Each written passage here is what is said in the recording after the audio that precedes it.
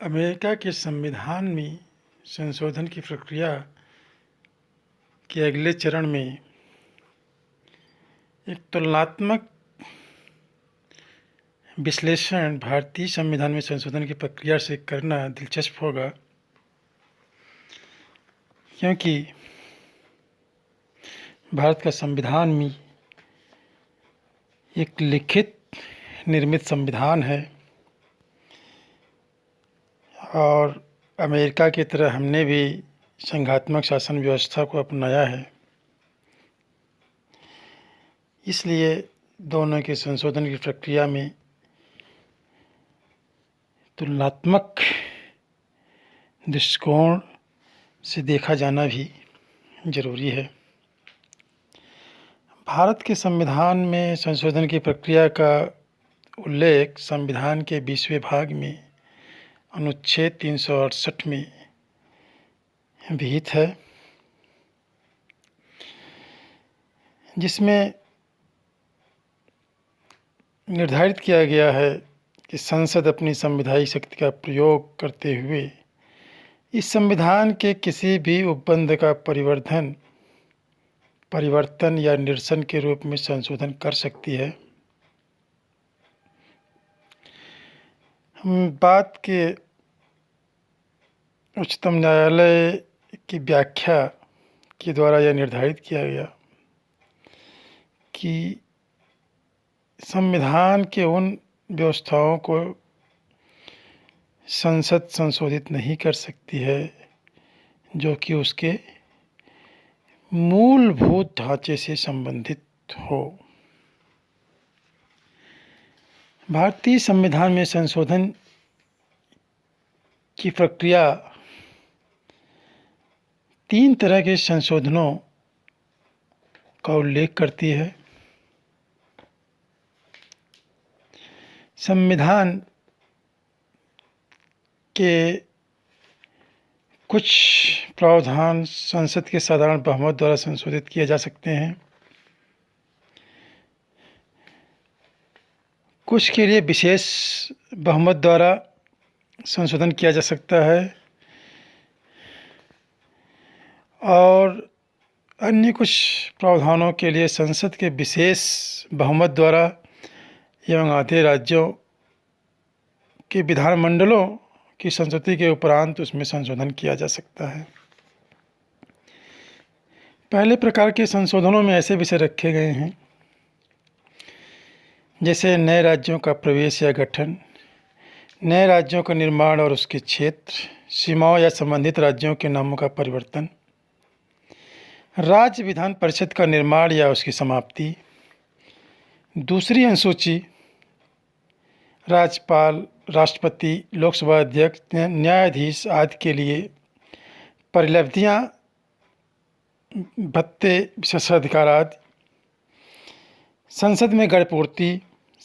संसद सदस्यों के वेतन एवं भत्ते, संसद में प्रक्रिया नियम, संसद, इसके सदस्यों और इसकी समितियों को विशेषाधिकार,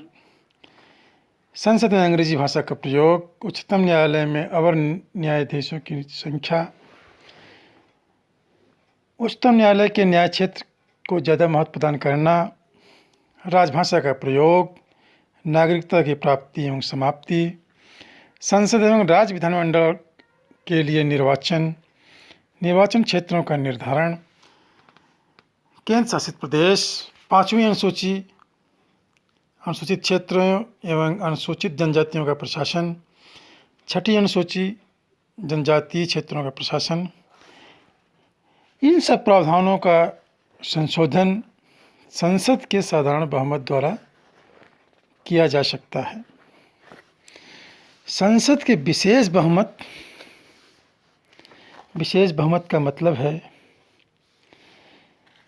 कि संसद में समस्त सदस्यों की संख्या के बहुमत द्वारा तथा उस सदन के उपस्थित और मत देने वाले सदस्यों के कम से कम 2/3 बहुमत द्वारा संशोधन पारित किया जा सकता है। इस तरह के जो प्रावधान रखे गए हैं संविधान में,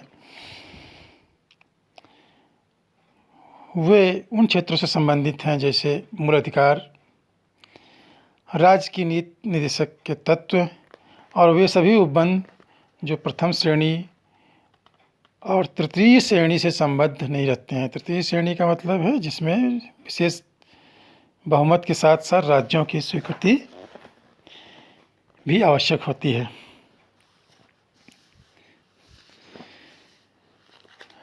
संसद के विशेष बहुमत एवं राज्य की स्वीकृति द्वारा संविधान के जिन भागों का हम संशोधन कर सकते हैं उनमें है राष्ट्रपति का निर्वाचन एवं उसकी प्रक्रिया, केंद्र एवं राज्य कार्यकारिणी की शक्तियों का विस्तार, उच्चतम न्यायालय एवं उच्च न्यायालय, केंद्र एवं राज्यों के बीच विधायी शक्तियों का विभाजन, 7वीं अनुसूची से संबद्ध कोई विषय, संसद में राज्यों का प्रतिनिधित्व, संविधान का संशोधन करने की संसद की शक्ति एवं उसके लिए प्रक्रिया, इन निबंधों को संशोधित करने के लिए संसद के विशेष बहुमत के साथ साथ कम से कम आधे राज्यों के विधान मंडलों द्वारा उसकी स्वीकृति आवश्यक है। अमेरिका के संविधान में हम देखते हैं कोई भी संशोधन हो संविधान के किसी भी भाग का, किसी भी अंग का, तो उसके लिए पुष्टि के लिए, सहमति के लिए राज्यों के 3/4 बहुमत की आवश्यकता होती है। वो कोई फर्क नहीं पड़ता है कि संविधान के किस भाग से संबंधित संशोधन है, वहाँ संवैधानिक संशोधन के लिए एक ही प्रक्रिया है कि उसका कांग्रेस के द्वारा 2/3 बहुमत से पास होना या 2/3 राज्यों के द्वारा संशोधन की मांग करना और कांग्रेस का उस संशोधन पर विचार करना और उसके लिए सम्मेलन बुलाना, उस सम्मेलन में संशोधन का पास होना। इस प्रथम चरण की प्रक्रिया के बाद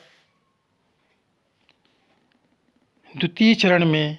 संवैधानिक संशोधन के प्रस्ताव को समर्थन देने के लिए कम से कम 3/4 राज्यों का समर्थन होना आवश्यक है। तो इस प्रकार हम देखते हैं कि भारत के संविधान जहाँ लचीलेपन और कठोरपन के बीच एक बेहतर संतुलन स्थापित करने का प्रयास करता है, वहीं अमेरिका का संविधान कठोरतम प्रक्रिया को अपनाता है। इसलिए हम देखते हैं कि अमेरिका के संविधान में संवैधानिक संशोधन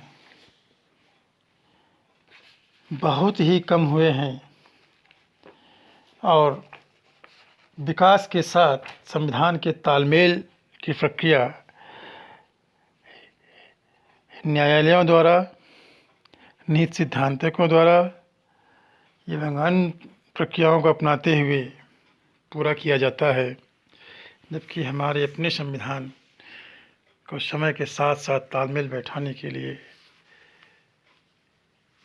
संशोधन की प्रक्रिया इस प्रकार रखी गई है कि आवश्यकता अनुसार संविधान में संशोधन किया जा सके। हालांकि संशोधन प्रक्रिया की आलोचनाएं भी होती रही हैं,